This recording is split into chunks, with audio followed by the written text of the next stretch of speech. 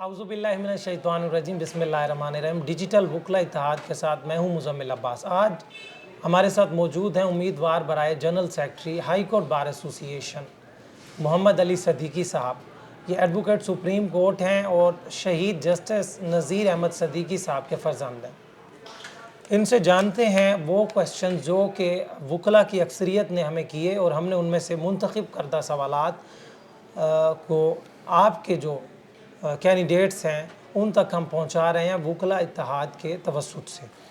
अस्सलाम वालेकुम। वालेकुम सलाम। मुज़म्मिल कैसे हैं आप? ठीक ठाक हैं भाई? ठीक हैं, अल्लाह का शुक्र अल्हम्दुलिल्लाह। अच्छा अली भाई, मेरा पहला क्वेश्चन है आपसे, क्या मंशूर है आपके पास वकला के लिए, क्या कर रहे हैं आप? मुज़म्मिल, सबसे पहले तो भाई मैं आपका शुक्रिया अदा करता हूँ कि आपने मुझे एक ऐसा प्लेटफॉर्म दिया है जिससे मैं अपनी आवाज़ अपने वकीलों तक, भाइयों तक पहुँचा सकूँ। और दूसरी बात यह है कि मैं आपको मुबारकबाद भी पेश करता हूँ कि आप एक ऐसा अखबार चला रहे हैं जो कि तमाम वकला की एक आवाज़ है। और जो आपका अखबार का टाइटल है वकला इत्तेहाद, वो वाकई ही रिप्रेजेंट करता है कि तमाम वकील इकट्ठे हैं और आप उनको एक इत्तेहाद के साथ लेके चल रहे हैं। आपने सवाल किया कि वकला का मंशूर क्या है। मेरा जो है मंशूर क्या है कि मेरा एजेंडा क्या है। बेसिकली देखें, एक वकील की, एक प्रोफेशनल वकील की सबसे बड़ी ख्वाहिश ये होती है कि वो प्रोफेशन में आगे बढ़े और उसको इज़्ज़त दी जाए। मेरा पहला एजेंडा तो जो है मंशूर जो है वो ये है कि मैं अपनी बार को इज़्ज़त दिलवाऊँ। रोस्टम पे खड़े हुए वकील को बेंच इज़्ज़त दे, क्योंकि अगर वकील की इज़्ज़त होगी तो बेंच की भी इज़्ज़त होगी। तो पहला तो मेरा मंशूर ये है कि बार की इज़्ज़त, इसके अलावा और कुछ नहीं। दूसरा मेरा एजेंडा जो है वो ये है कि मैं फील्ड में निकला हूँ, मैं एक प्रोफेशनल लॉयर हूँ, मैं प्रोफेशन से मेरा ज़्यादा ताल्लुक़ रहा है, एक प्रैक्टिसिंग एडवोकेट हूँ। मैं जब फील्ड में निकला हूँ इलेक्शन के ऐलान के बाद, तो जो चीज़ मैंने सबसे ज़्यादा फ़ील की वो मैंने ये फ़ील की कि हम वकला का कोई माशी फाइनेंशियल परमानेंट सलूशन नहीं है हमारे पास। हमारे अक्सर कहा जाता था कि जी लग गई तो रोज़ी, नहीं लगा तो रोज़ा। मैंने इस लाइन को चेंज करना, मैंने इस मिथ को चेंज करना, और वो कैसे चेंज करूँगा उसके लिए मेरी कोशिश होगी कि मैं हाई कोर्ट बार का जनरल सेक्रेटरी मुंतखब होके कोई ऐसे फाइनेंशियल रिसोर्सेज पैदा कर सकूं जो कि परमानेंट इन नेचर हों, और हमें बार बार अरबाब इख्तियार या हुकूमत वक्त या डोनर्स की तरफ ना देखना पड़े कि हम अपने बार के मामलात और अपने वकला के मामलात चलाएं। मैं एक ऐसा फाइनेंशियल सेटअप लेके आऊँ जो कि पंजाब बार लेवल के ऊपर है।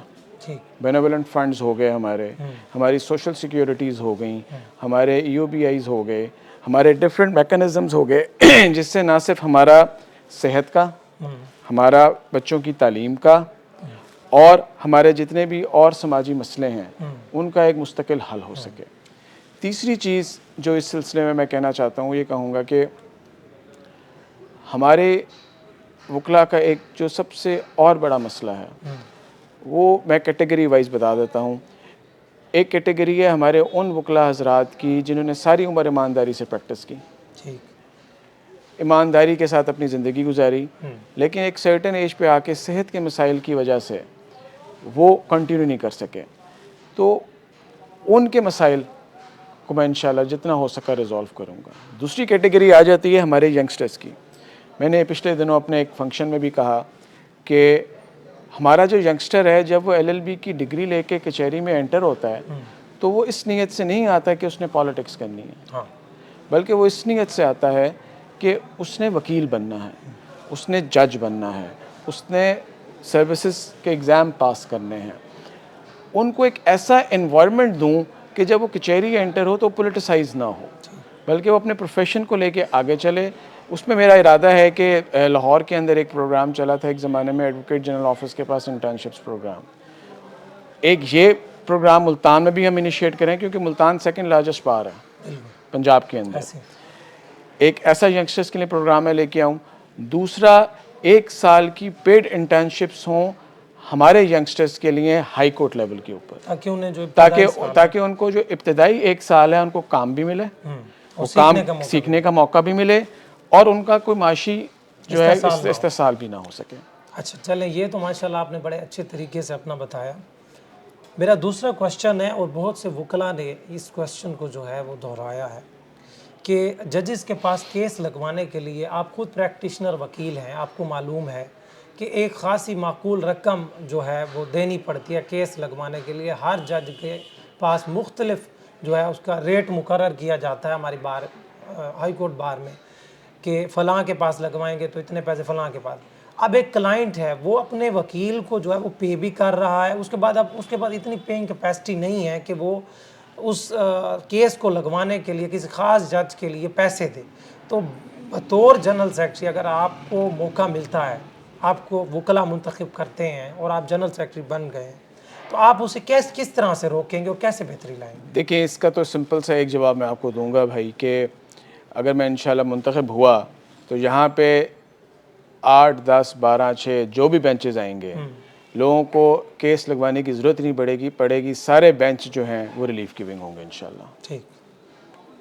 اچھا، اس کے علاوہ جو تیسرا کوشچن ہے وہ یہ ہے کہ ہم نے محسوس کیا ہے کہ جتنے بھی روسٹر ملتان میں جتنے بھی روسٹر آ رہے ہیں، تو اس میں ہمیں فوجداری کے حوالے سے تو ملتے ہیں ججز دیکھنے کو، لیکن سول سائڈ پہ جو ہے وہ بہت کم ملتے ہیں، اور وہ جو ہے تعطل کا شکار ہے ہماری جو بھائی میں ایک پریکٹسنگ ایڈوکیٹ ہوں، یہ مسئلہ ہمیں بھی اکثر آتا ہے، اور انشاءاللہ اللہ نے اگر موقع دیا، آپ لوگوں کی محبت ملی، تو یہاں پہ ایک بیلنسڈ قسم کا بینچ آئے گا کہ کسی کو آئندہ تکلیف نہ ہو. کیونکہ جو میں خود پریکٹس کرتا ہوں، اس لیے مجھے پتہ ہے کہ یہ کتنا بڑا مسئلہ ہے، اور اس مسئلے کے لیے جتنا ہو سکا انشاءاللہ کروں گا. اچھا، ایک جو سب سے اہم کوشچن ہے وہ یہ ہے کہ 3 ڈویژن پہ یہ محیط ہے بار ہماری، لیکن ستم ظریفی یہ ہے کہ نہ کوئی اچھا ہاسپٹل ہے وکلاء کے لیے خاص، نہ وکیلوں کے بچوں کے لیے کوئی سکول ہے. کوئی اس طرح کا، جس طرح جیسے راولپنڈی میں ہم نے دیکھا ہے کہ انہوں نے وکلاء کے لیے، راولپنڈی ہائی کورٹ نے، بار ایسوسی ایشن نے جو ہے وہ وکلاء کے لیے ہاسپٹل بنایا ہے. تو کیا یہ ملتان لیول پہ دیکھیں نا 3 ڈویژن ہے، تو 3 ڈویژن کے وکلاء کے لیے کوئی اس طرح سے ہاسپٹل کی فیسلٹی یا یہ سکولز وغیرہ کا، تو یہ بڑا ایک وکلاء کے لیے جو ہے مسئلہ ہے. اس میں بھائی میں اپنی بات کا ابتدا اس طرح کروں گا کہ سپریم کورٹ آف پاکستان نے ایک ہاسٹل بنایا تھا سپریم کورٹ لائرز کے لیے. بعد میں اس ہاسٹل کو ایک 4 اسٹار ہوٹل کو لیز آؤٹ کر دیا. لیز آؤٹ کرنے کے ساتھ یہ شرط رکھی کہ یہاں پہ 20-25 کمرے جو ہے وکلاء کو ملیں گے، ان کو سبسڈائز ریٹس کے اوپر ملیں گے. کیا ہوا؟ سپریم کورٹ کی ایک پرماننٹ آمدنی بھی ہوتی گئی اور وکلاء کو بھی فائدہ ہوتا گیا. تو اسی پیٹرن کے اوپر میرا ارادہ ہے کہ ہر ڈویژن لیول کے اوپر اچھے ہاسپٹلس کے ساتھ ایسا ہم کانٹریکٹ کریں، اچھے سکول کے ساتھ کانٹریکٹ کریں، تاکہ ہمیں بھی آمدنی ہو ہماری بار کو، اور ہمارے وکلاء کو بھی اس کا فائدہ ہو. فردر یہ بھی ہم کر سکتے ہیں کہ ہم کوئی اچھے انویسٹرز ڈھونڈ کے، اچھے ڈونرز ڈھونڈ کے اپنے سکولز، اپنے ہاسپٹلس بنائیں. کیونکہ دیکھیں، جب ایک وکلاء کا ہاسپٹل یا وکلاء کا سکول ہوگا تو وہ اس چیز کی نشانی ہوگی کہ یہ ایک معیاری سکول ہے، معیاری ہسپتال ہے، کیونکہ وکلاء ایک پڑھی لکھی کمیونٹی ہے. اور انشاءاللہ تعالیٰ یہ میرے منشور میں یہ چیز شامل ہے، اور وعدہ تو نہیں کرتا، میں انشاءاللہ یہ کر کے دکھاؤں گا. میرا اگلا سوال ہے آپ سے یہ کہ ہم نے یہ محسوس کیا ہے ماضی بعید میں بھی، اور جو کہ اکثر جتنے بھی ہائی کورٹ کے ججز ہیں، بار ایسوسی ایشن کا جہاں پہ ہم سمجھتے ہیں کہ ان کی بھی ذمہ داری ہے، لیکن بینچ کے حوالے سے ہم نے یہ دیکھا ہے کہ ججز کا وکلاء کے ساتھ جو ہے وہ سلوک جو ہے وہ بڑا نارمل سلوک ہے، اور جو اخلاقیات سے گری ہوئی چیزیں ہم نے مستقبل یہ ماضی قریب میں بھی دیکھی ہیں، تو وہ دیکھنے کو آئی ہیں. کیا ہماری بار ایسوسی ایشن اتنی کمزور ہے؟ احترام جو ہے وہ اپنی جگہ واجب ہے، لیکن ڈو رسپیکٹ ہیو رسپیکٹ. جب وہ ہمیں نہیں دیتے عزت، اگر نہیں دیں گے، تو بطور جنرل سیکرٹری اگر آپ کے سامنے اس طرح کا کوئی مسئلہ پیش آتا ہے تو کیا آپ بھی ججز کی فیور لیں گے یا پھر اپنے وکلاء کمیونٹی کے حوالے سے وہ کریں گے؟ بتائیں اس پر. آپ کے سوال میں ہی میری بات کا جواب موجود ہے. پہلی چیز تو یہ ہے کہ میں ایک وکیل ہوں. اگر میں اپنے وکلاء کی عزت نہیں کرا سکا تو پھر میرے وکیل ہونے کا بھی کوئی فائدہ نہیں. دوسری چیز یہ ہے کہ بار اور بینچ کے معاملات کا جہاں تک سوال ہے، میں نے جیسے آپ کو شروع میں بتایا اپنے منشور کے حوالے سے کہ میرا منشور کا نمبر 1 چیز جو ہے وہ یہ ہے، بار کو عزت دو. اگر بینچ بار کو عزت دے گا، وہی آپ والی بات، پے رسپیکٹ اینڈ ہیو رسپیکٹ. میرا مطالبہ ججز سے صرف اور صرف یہ ہے، جوڈیشری سے، کہ جناب ہم جب آپ کے پاس کیس لے کے آتے ہیں آپ ہمیں سنیں، ہمیں فیصلے سے سروکار نہیں ہے، ہمیں عزت سے سروکار ہے.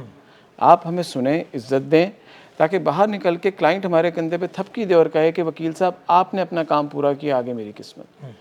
اس لیے بار کی عزت، وقار کو بحال کرنا میری اولین ترجیح ہوگی، چاہے اس کے لیے مجھے کسی بھی قسم کے اقدامات ہی کیوں نہ کرنے پڑیں.